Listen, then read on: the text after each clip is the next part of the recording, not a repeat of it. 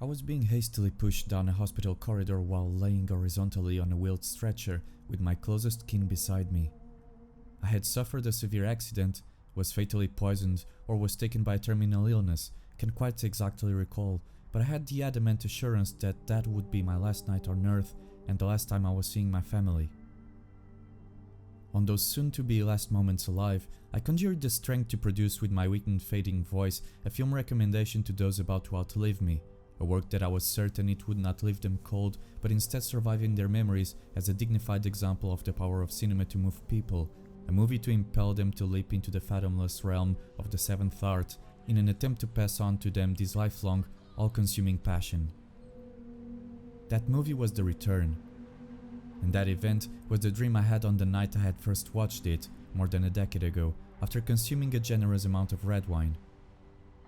It is likely that the nightly tragic fable that my consciousness weaved during sleep, after sliding my torpid body into a comfortable bed, may have had the fermented grape juice as the culprit, but the fact is that Andrei Zvyagintsev feature film debut undeniably holds a special power, proven by its critical consensus and extensive list of awards on an international level. Although Zvyagintsev has been superficially mentioned before on this channel, the time has now come to delve a bit closer to his cinematic art. On this video, you will find 10 of the most fascinating shots of this admirable film.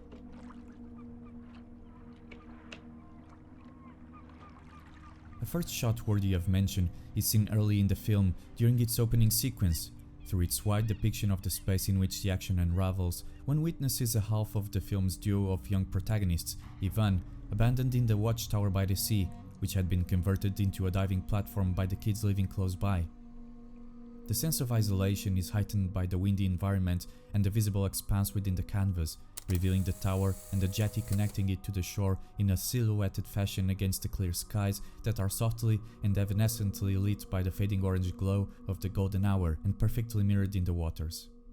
The steady motion of the camera that discloses the setting by turning and drawing into the structure harken back to the kind of classic cinematographic approach which has laid at the core of many a great film, bringing much poetic beauty to a scene that will find a strong emotional counterpart later in the work. This particular picture holds uncanny power for a variety of reasons. Its perspective may seem odd at first sight, notwithstanding the smooth, indirect, silky lighting suffusing the entire scene, a characteristic that is present throughout many scenes in the film. Painting connoisseurs, however, particularly those acquainted with the Renaissance period in Italy, will likely recognize this as a modern representation of Andrea Mantegna's Lamentation of Christ. The disposition of the Father's body and the bedsheet folds unmistakably resemble the body of Jesus and his draperies, as seen in that notorious masterwork found in the studio of the inspired artist by his sons only after his passing. An undercurrent of thematic commonalities binding the film's plot, the painting's theme and the painter's life becomes quite apparent then once the film reaches its epilogue, thereby demonstrating that this specific image's purpose goes beyond the mere aesthetic transposition to a different medium. Next, we have another moody, atmospheric and emotionally charged snapshot. In it, we see the sibling's mother in bed, waiting for the father to join her after he's finished showering. She seems torn between sullenness and expectation, frustrated and eager simultaneously, uncertain in her desire mired by pensiveness, a predictable frame of mind given the sudden reappearance of the father after a more than likely equally abrupt illusion in the past. While the psychological texture of the scene is evoked with great subtlety and finesse, its pervasive gloomy visual is no less exquisitely produced. The light play and shadow dynamics confer a somber tint to the bedchamber, and together with the mise-en-scène and composition in the frame, one is reminded of multiple painterly references, whether one is thinking of Caravaggio's chiaroscuro treatment, Vermeer's subject parsing, or Hopper's brooding sense of malaise. Regardless of what the image may awaken in the spectator, it's a composition of undeniable eerie pulchritude, not to mention that it makes use of the golden mean in its blocking too, a feature that reoccurs often in the film, as we will see. As a road movie of sorts, finding one shot featuring the roads or the mode of transportation would not be amiss in any way, shape or form. In this sense, the image picked for this spot in fact is one which finds similar simulating reflections and iterations throughout the film. This particular instance shines perhaps because of its postcard quality to it, for the lack of a better term. By photographic standards, the picture bears several classic motifs and devices, such as a strong vanishing point aided by multiple conspicuous lines, one of these in clear frontal perspective and another exuding straight from one of the picture's vertices, whereas the cloudy skies provide perfect lighting conditions, eroding sharp shadows and conferring a softness to highlights, thereby eroding harsh contrasts.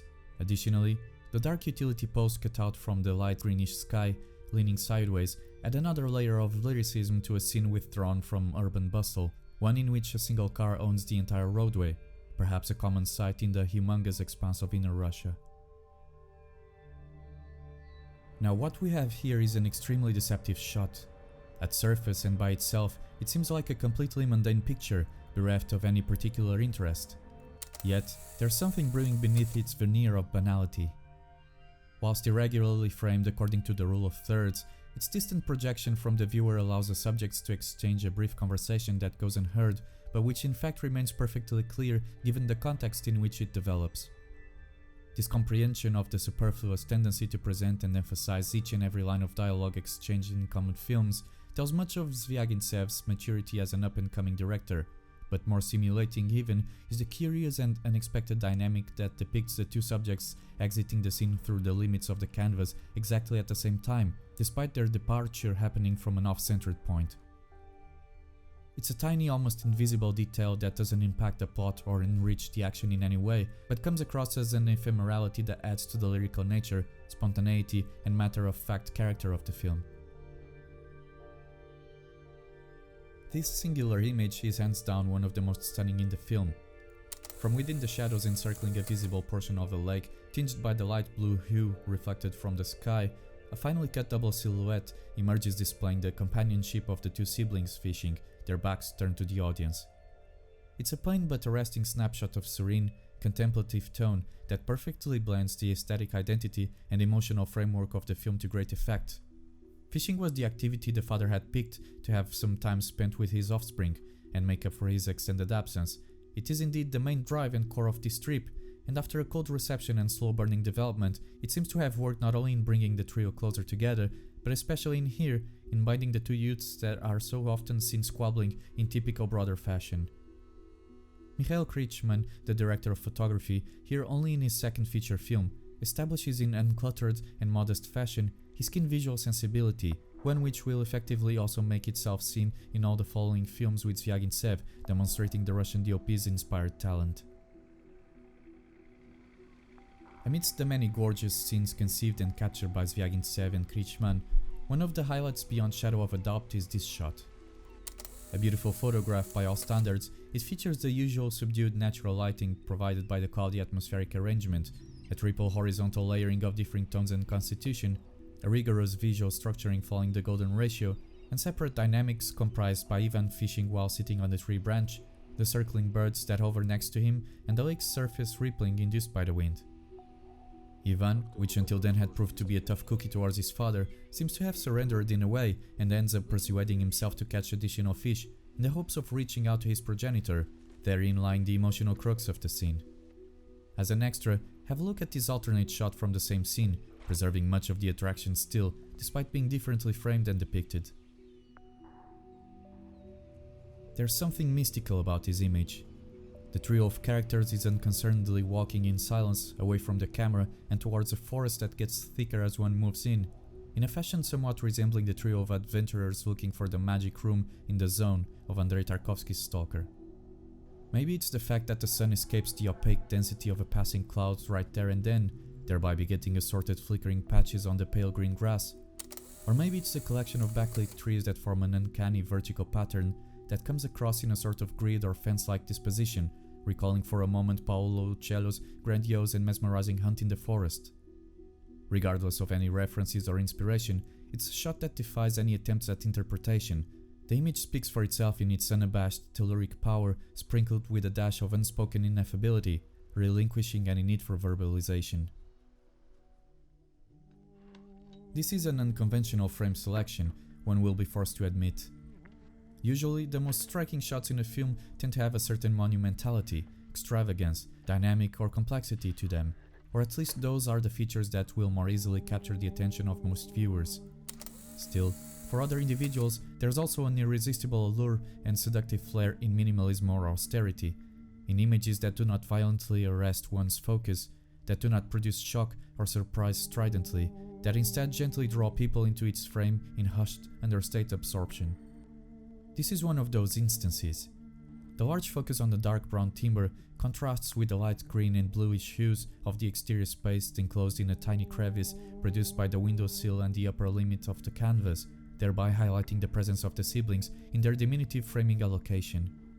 It's a picture that brings to mind the background scenes one often finds in European late medieval and Renaissance paintings, usually in interior scenes of Italian or Flemish origin, showcasing once again how the interpenetration of various arts may occur consciously or unconsciously, directly or indirectly. Our last shot is quite an offbeat one. There's some serious geometry at work here. Before the rowing boat with the two brothers skims across the crystalline waters, the impression is that one's studying a sort of hexagonal pattern of different properties up close, an illusory real-life geometric tiling, due to the strong shapes of differing textures and colors, delimited by clear, sharp lines. One surface is composed of a rugged, light grey ship hull covered in algae. Another is comprised of the very same hull's reflex on the water, but given its dark complexion, it has become a purely black, shadowy figure with no detail. Then there's a dimly wavy blue waters tinged by the light fall-off descending from the top of the frame. It's an abstract setting that acquires a more familiar nature once the rowing boat bursts through it, but it's the clash of colors and textures put together that from the outset shape the essential visual interplay of the scene in a tripartite way, somehow bridging itself to the charismatic trio of individuals at the center of the film. In the end, it's tremendously rewarding to witness such sensibility towards aesthetics and the fluent articulation of the visual language as Zvyagintsev and Krichman have managed to produce in this film, and therein lies one of the reasons why the work remains compelling all the way through. The Return, truth must be said, is brimming with many other stunning shots of inspired composition, blocking and lighting that deserve contemplation and study for any cinephile or photography devotee, and one will find this care and workmanship in many frames of all other Zvyagintsev movies too. The pictures picked for this selection are outstanding by themselves, but attain their definitive power only when contextualized with the events and plot, and therefore may be apprehended fully only if followed in their actual sequence within the film. For those who have not seen the film yet, you will find Blu-ray editions by Kino Lorber and Curzon Artificial Eye on the market, so make sure to get your hands on it if you have the chance.